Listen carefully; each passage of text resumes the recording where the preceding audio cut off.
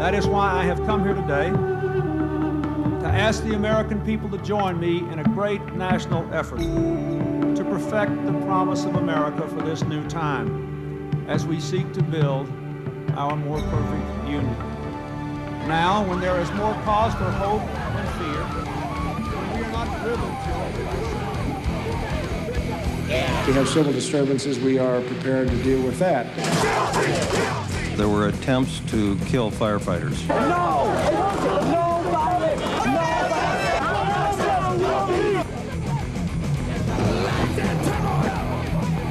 Timbers are starting to boil. There's no chance of calling a truce. Oh hell, it's gonna break loose. Rioting, must streets are up in flames. No dollar will cover the cost of your home or your loved ones lost. Welcome to the land of the free. Welcome to insanity. Welcome to the home of the brave. Welcome, it's the coming mass grave. Welcome. Welcome. Now is a time we should learn together, talk together, and act together to build one America.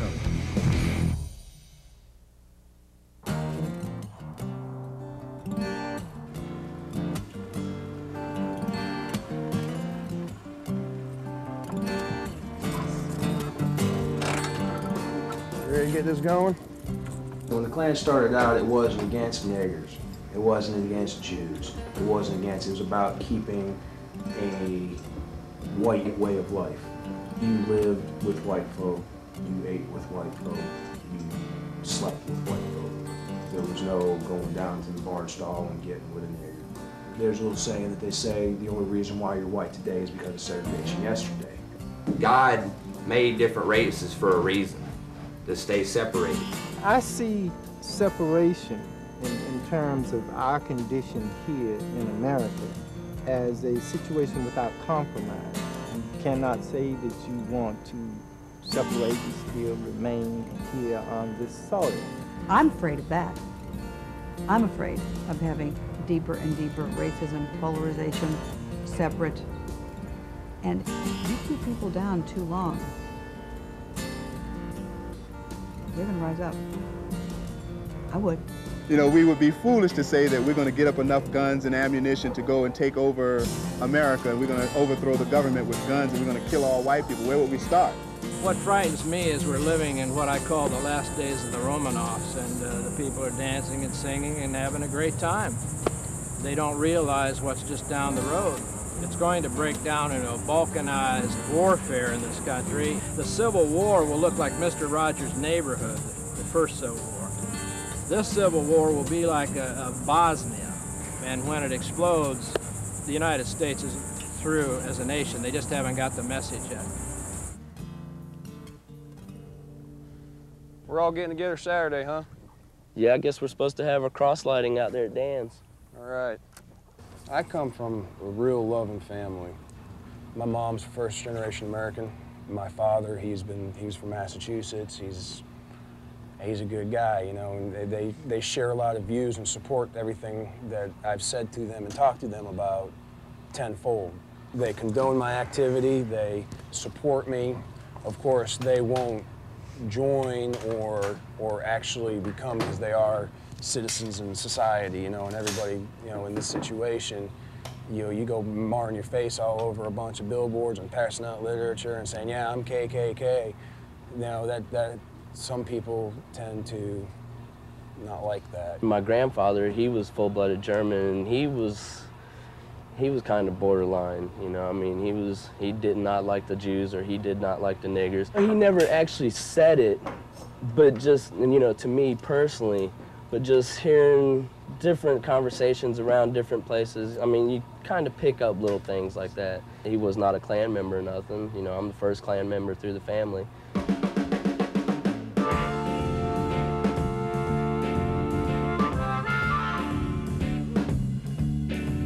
Well, I like my ride after the sun goes down. Do him some justice, brother, do him some justice. Yeah, I like my ride after the sun goes down. White people awake. We're about 6 months old. right now. You know, we put together literature, go get copies and hand out flyers and stuff. And then we get together and find out where there's rallies at or any going on where we can go and show our support, you know. Main reason I wanted to get into the Klan, because a lot of it you do see out there is the more radical, I mean, quote unquote, redneck type that just want to go out and kill all the niggers and everything. And I just wanted to put more of a, you know, a real person attitude into it. That's the biggest part, you know, about the Klan, that they think, you know, it's just niggers that we hate. You know, in the beginning, it all started to keep people right, to keep good society, keep some sort of order. Hey, the way I always heard it, it's not that we hate the niggers, just never met none we like. Yeah?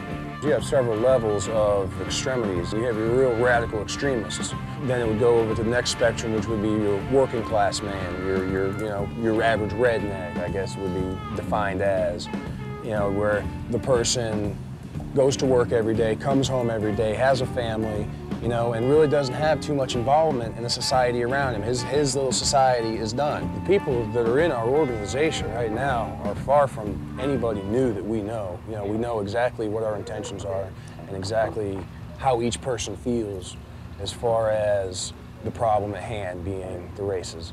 You know, people pick different ways of putting the message out. Some do it with literature, some do it with violence, some put it in their music. And to see what it means to be free. This is why I take my life to decide what. You know, everybody's got their own little style. You know, we like to do a little bit of each. You know, influence, try and spread it out a little bit to where we draw more attention from all different types.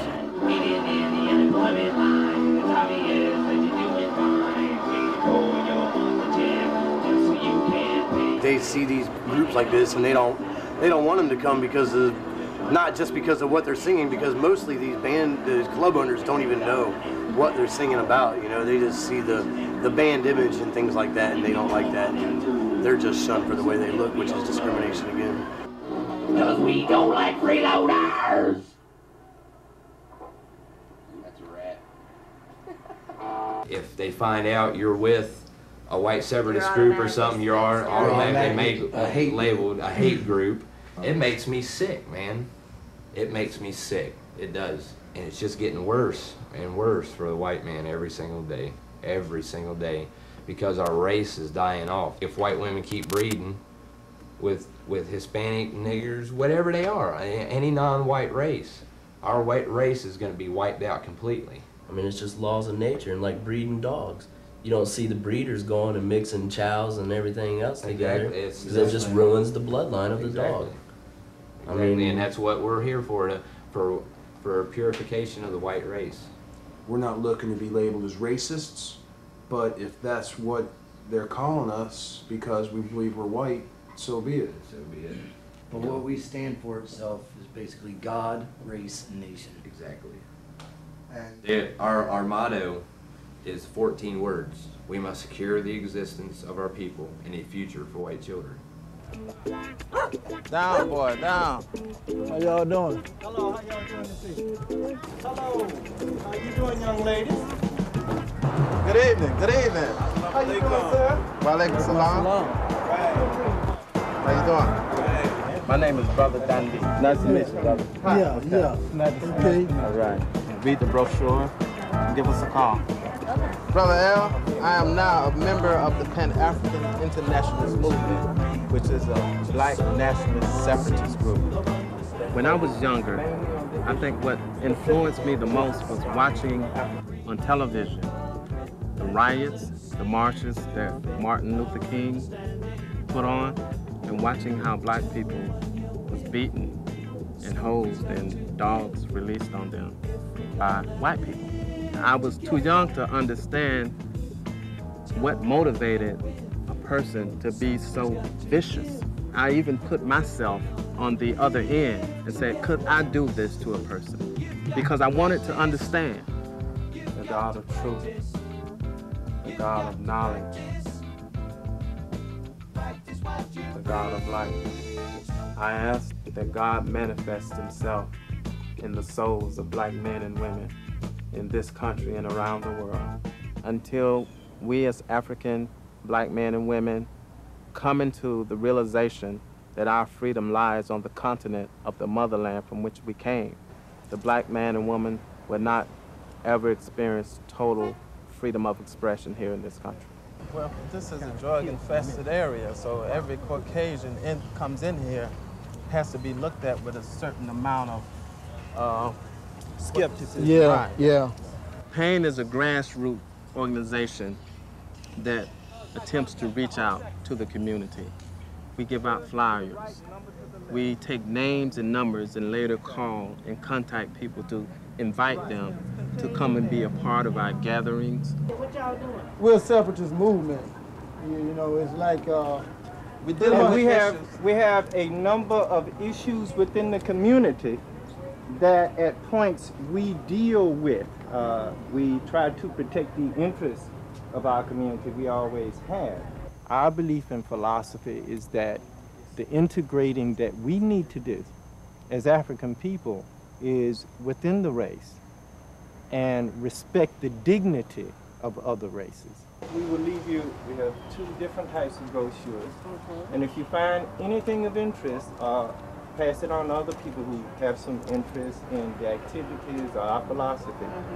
Working in the innards and sometimes in the bowels of the black community, that's our work, that's our calling. The average brother over here is a hustler. Yeah. You know? I used to live over here. Yeah. When I was a hustler. We are a group that is trying to promote the unity of the black nation. When you talk to someone and you bring an idea to them and you see a little light shine in their eyes, that energizes you. I'm African. We all are. We all are. So you know, Africans in America. Africans in America. Our people are suffering.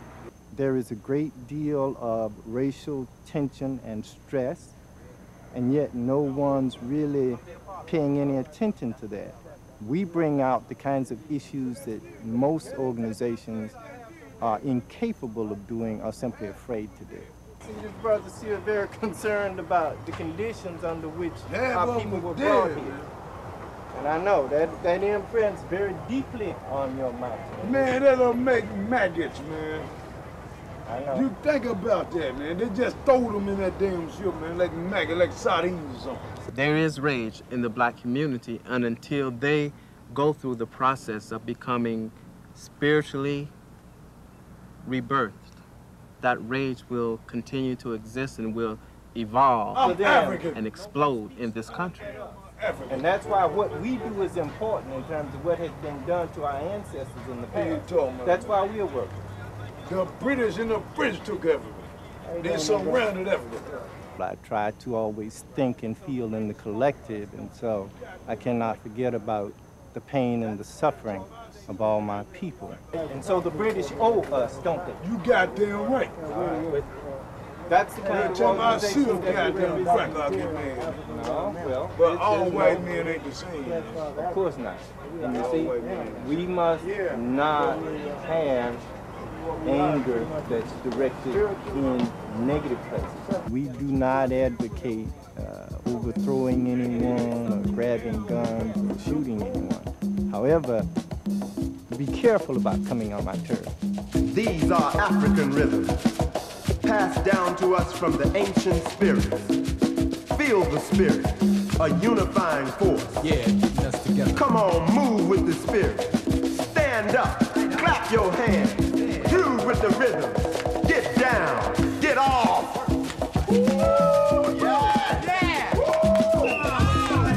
I want to talk with you today concerning the topic, separate and be safe.